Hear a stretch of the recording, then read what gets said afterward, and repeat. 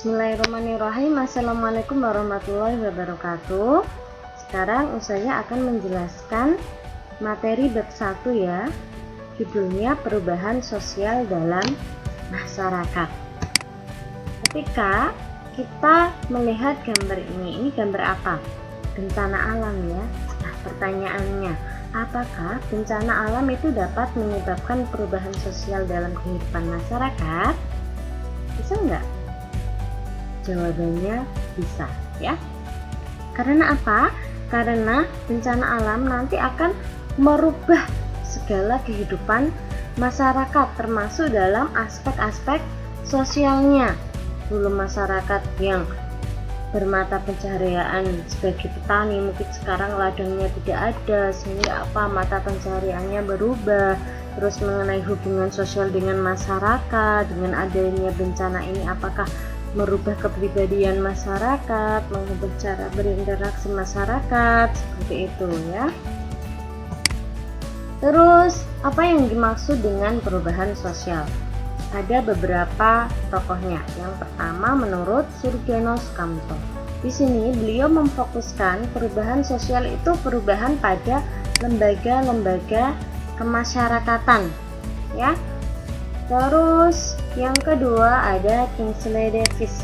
Kalau di sini perubahan sosial itu terjadi pada struktur ya, terjadi pada struktur dan fungsi masyarakat, yang mana struktur itu kan nanti ada yang namanya status dan peran.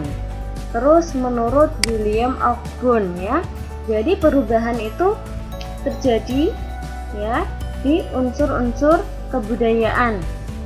Jadi kemarin saya sudah menjelaskan bahwa perubahan kebudayaan juga masuk dalam perubahan sosial, yang mana unsurnya itu terdiri dari dua unsur. Unsur material itu yang bisa dilihat ya, jadi benda. Terus unsur non material itu seperti pemikiran, ide, nilai norma, seperti itu ya. Terus mengenai teori perubahan sosial, ada beberapa teori ya, kita bahas satu-satu. Yang pertama mengenai teori evolusi. Tahu artinya teori evolusi? Evolusi itu kan perubahan sosial secara lambat ya. Jadi makanya di sini dari primitif, tradisional, modern, dan ini tuh memerlukan waktu yang sangat lama ya. Teori evolusi ini bisa disebut sebagai teori perkembangan atau teori linier karena pada satu garis linier ya. Ada beberapa tokoh dalam teori evolusi. Yang pertama ada Auguste Comte. Masih ingat pemikiran Auguste Comte, yaitu menjelaskan mengenai tahap pemikiran manusia yang berawal dari teologis, metafisik, kemudian positif. Terus ada Emile Durkheim, masyarakat dari solidaritas mekanik ke solidaritas organik. Terus ada Ferdinand Tönnies, dari masyarakat paguyuban menjadi masyarakat patembayan. Nah, dalam teori evolusi itu dibagi menjadi dua tipe, yaitu unilinear dan multilinear. Kalau unilinear itu mengikuti jalur evolusi yang sama ya. Jadi perkembangannya setiap masyarakat itu sama.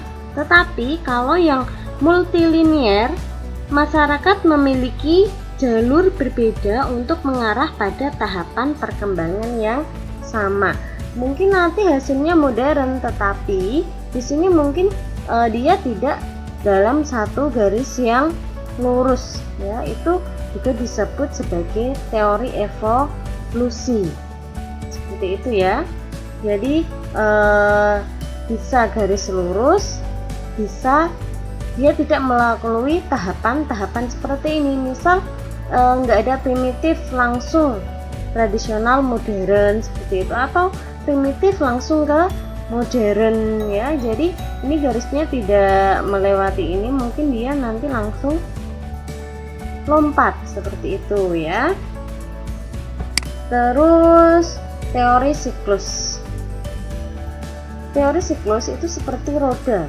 Jadi awalnya di bawah, terus nanti bisa ke atas, bisa ke bawah lagi, terus ke atas. Makanya gambarnya itu seperti per ya, kayak gini.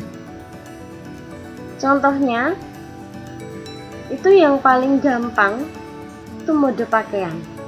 Kita tahu mode pakaian itu kan biasanya ada yang mode pakaian zaman dulu, terus sekarang ngetren lagi, nanti hilang. Terus yang dulu terus ada yang ngetren lagi, seperti contoh motif pada kartun Jepang itu. Kalau kita lihat, misal kita buka-buka lemari orang tua kita, baju-baju yang zaman dulu itu kan ada yang motif kayak kartun Jepang itu ya. Terus pas itu kan hilang, terus sekarang muncul lagi ya, gamis-gamis itu kan banyak yang motifnya seperti itu, gitu ya. Itu teori siklus.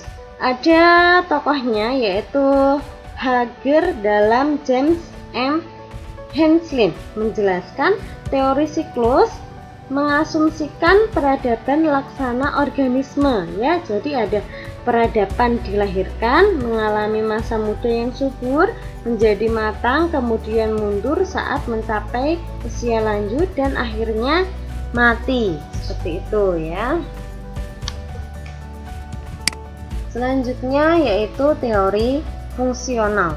Teori ini menekankan pada perubahan pada fungsi-fungsi lembaga sosial dalam masyarakat. Sebuah lembaga sosial tidak akan bertahan kecuali berguna bagi masyarakat. Jadi kalau lembaga sosial itu sudah tidak bisa memberikan fungsinya, maka apa? Dia akan dirubah. Gitu ya. Seperti mungkin lembaga pendidikan, lembaga keluarga. Sebenarnya lembaga keluarga itu kan ada beberapa fungsi ya. Salah satunya ada fungsi proteksi dan fungsi pendidikan kayak gitu kan. Nah, tetapi sekarang nggak bisa semua itu ada di keluarga, makanya apa? Muncul lembaga pendidikan, ada sekolah, ada pondok pesantren. Untuk apa? Untuk menitipkan anak ya, biar dididik di situ, seperti itu ya. Terus yang selanjutnya ada teori konflik. Teori konflik intinya ya, jadi perubahan itu bisa terjadi setelah adanya konflik. Seperti di negara kita deh ya, ketika ada undang-undang yang tidak sesuai dengan keinginan rakyat, maka apa? Rakyat turun ke jalan, demo, seperti itu ya. Nah, itu nanti akan menyebabkan suatu perubahan. Misal contoh kecilnya di organisasi deh, kita saling berdebat kan, saling berdebat. Awalnya dulu boleh menggunakan mukena motif ya, motif bunga-bunga itu boleh, tapi setelah itu ada perdebatan, oh ternyata ini akan memunculkan suatu kecemburuan sosial, akan memunculkan gap-gap kayak gitulah. Makanya apa? Sekarang dijadikan satu warna. Nah itu kan karena apa? Karena ada konflik di sini. Nggak harus yang konflik kekerasan ya, tetapi juga konflik pendapat itu termasuk dalam konflik ya. Sampai di sini. Kalau ada pertanyaan silahkan di kolom komentar ya. Sekian, wassalamualaikum warahmatullahi wabarakatuh.